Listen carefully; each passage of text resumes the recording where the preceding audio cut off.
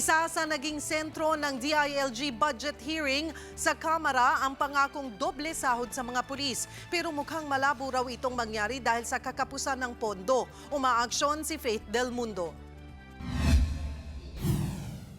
Aminado si Interior Secretary Mike Sueño na mahirap matupad ang pangako ni Pangulong Rodrigo Duterte na doble ng sweldo ng mga pulis ngayong taon. Kulang daw kasi ang budget. Ang posible lang daw na maibigay sa mga pulis ay ang 300 piso na dagdag sahod kada buwan. Hindi talaga kaya kung i-implement natin yun, mawawala ang budget natin sa ibang departments. 300 lang per member per month. Hindi talaga ito ma-accomplish by December of this year. Hinahanapan ng pundo ng ating budget secretary. Sa kabila nito, tiwala pa rin si PNP Chief Ronald Bato de la Rosa na matutupad ang pangako ng Pangulo.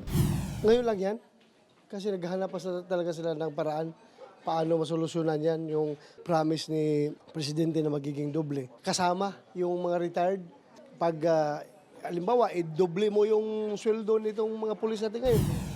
Aabot sa 148 billion pesos ang hininging budget ng DILG para sa 2017. Mas mataas sa 124 billion pesos para sa 2016. Di naman naiwasan talakayin ang kampanya ng PNP kontra droga. Natanong sa mga ito kung galing ba sa kanilang impormasyon sa mga isiniwalat ng Presidente.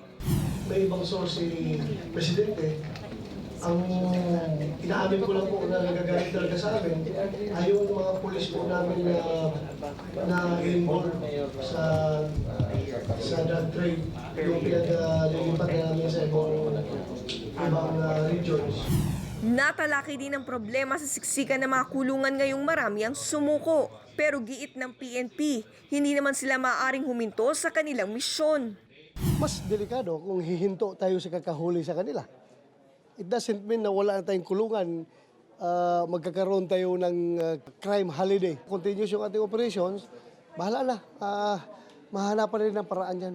Basta kami na bahala magdiskarte.